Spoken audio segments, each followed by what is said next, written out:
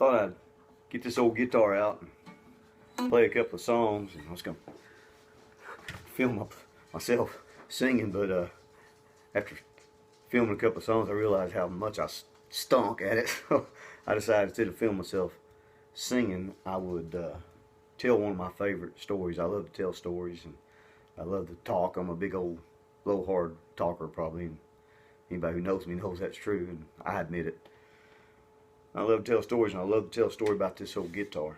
And this old guitar is very special to me. It belonged to my daddy, and he's gone now. He's been gone for 20 plus years. And when my dad passed away, my mom decided to give me this guitar. And I have an older brother who's a much better guitar player than I am, and by all rights, he could have got the guitar, and I would have understood.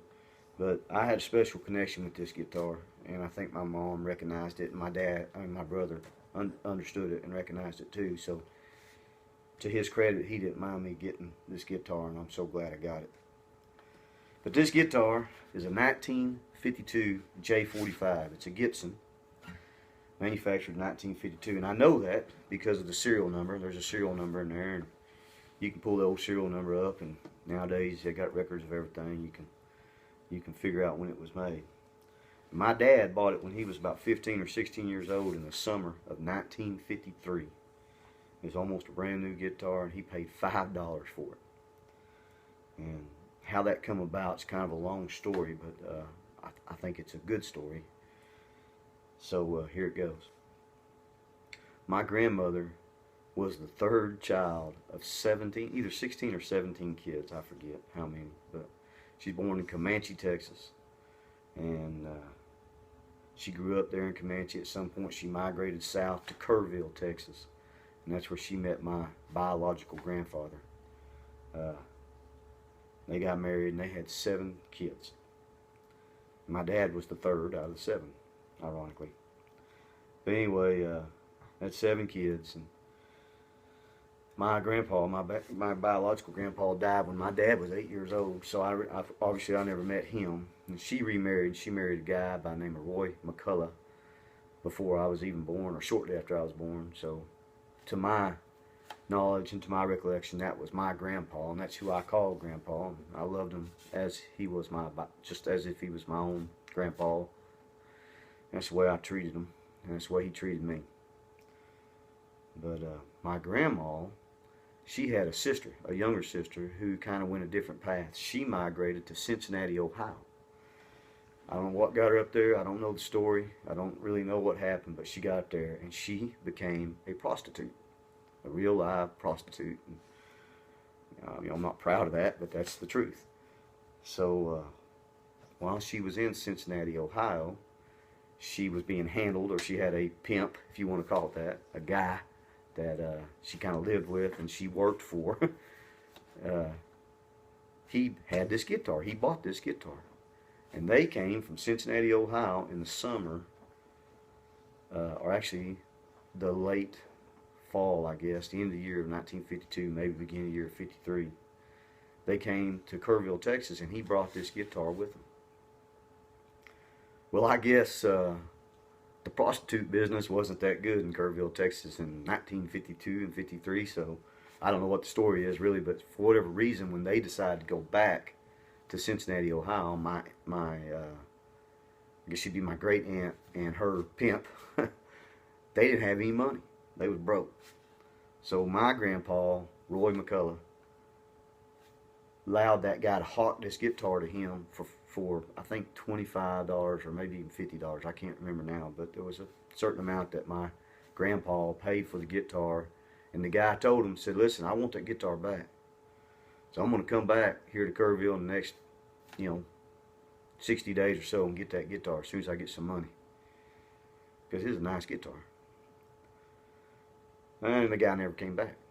So that summer, my grandpa had this guitar. He invested whatever it was, 25, 35, 50 bucks, whatever it was, in this guitar. And my dad, his stepson, wanted to learn how to play guitar.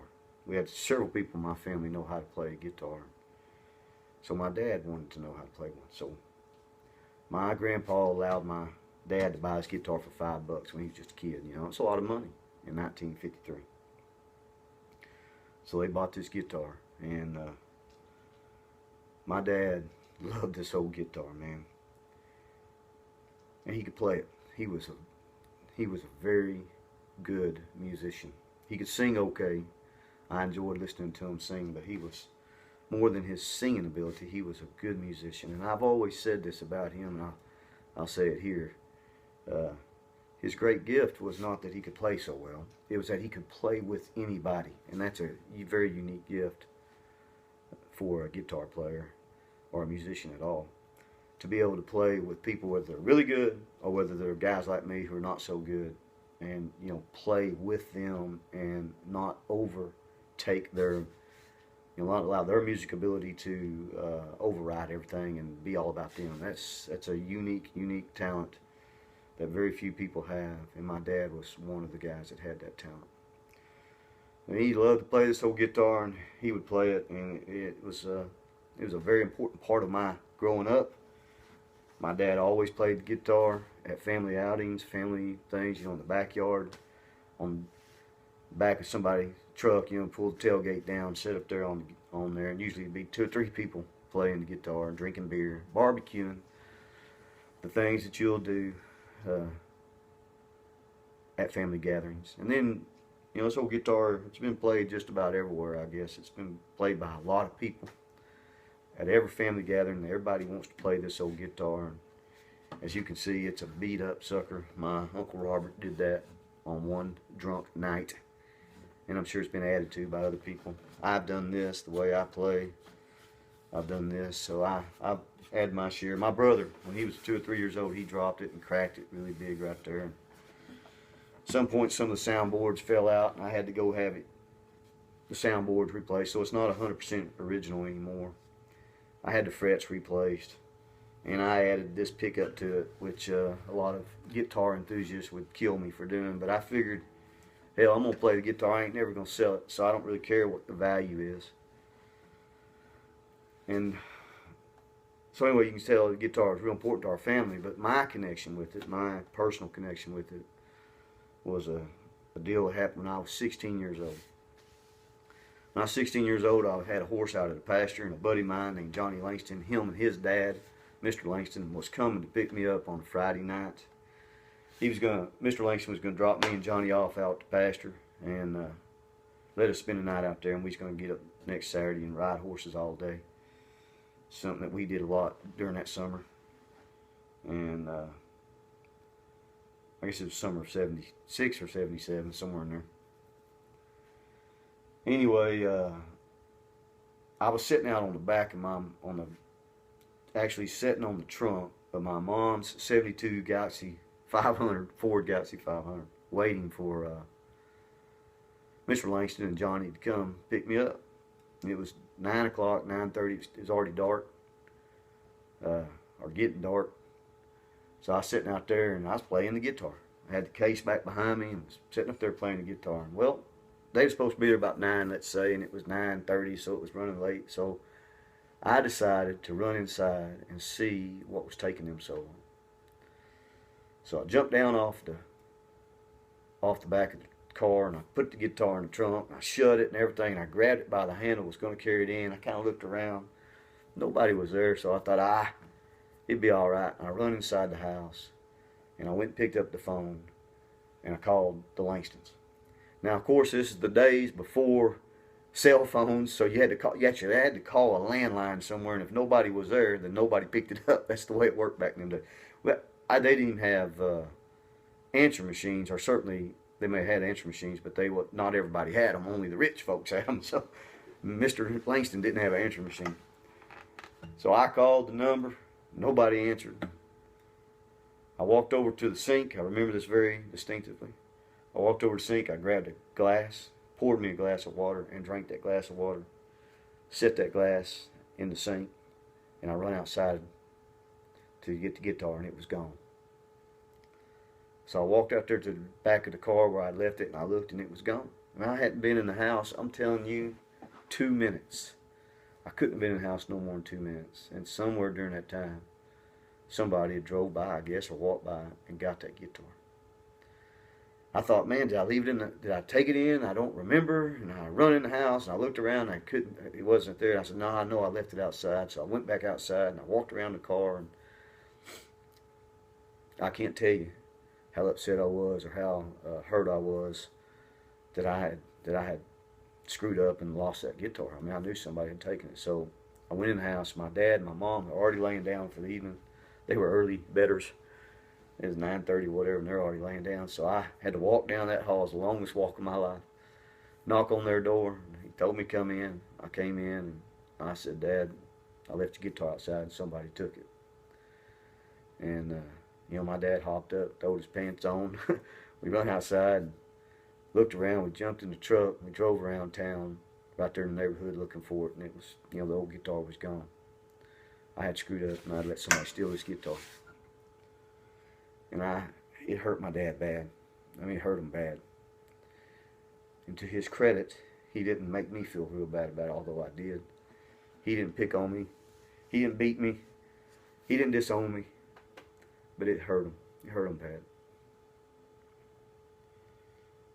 And he went to the pawn shops and music shops looking for this old guitar, hoping somebody might have turned it in or hawked it or something.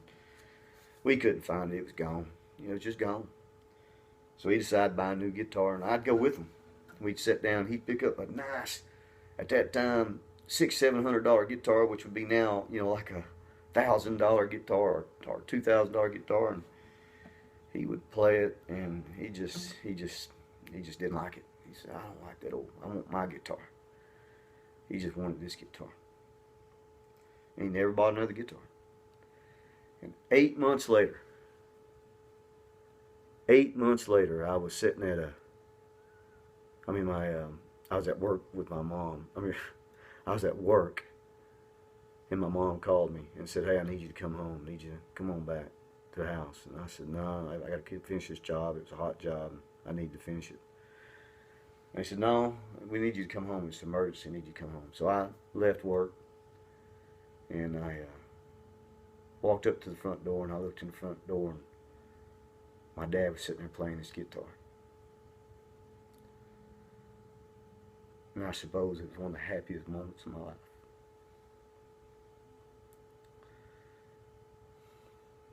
So I went in there and I heard the story. What happened was, my little sister was at a friend's house. My little sister, Sherry, was at a friend's house. And her friend's dad had bought her a guitar at a garage sale. And they had paid $20 for it. And she said, do you want to see my new guitar? And I'm sure Sherry really didn't care, but she said, sure, you know, if you want to show it to me, let's go. Show it to me. So walked in there, and the girl got the case out and opened it up, and it was this guitar. And Sherry didn't say anything. She didn't want to hurt the girl's feelings or say anything, so she waited till my mom came and picked her up. She was too young to drive at the time, so my mom came and picked her up. She walked out and she said, Mom, I think they got Dad's guitar. So Mom ran up there and knocked on the door, and that girl's mom came to the door, and my mom was very nervous and very excited. Said, hey, I understand you bought a guitar for your daughter. We lost the guitar, and my daughter thinks it's the same guitar. Can I look at it? I can describe everything. I can describe all these scratches on it.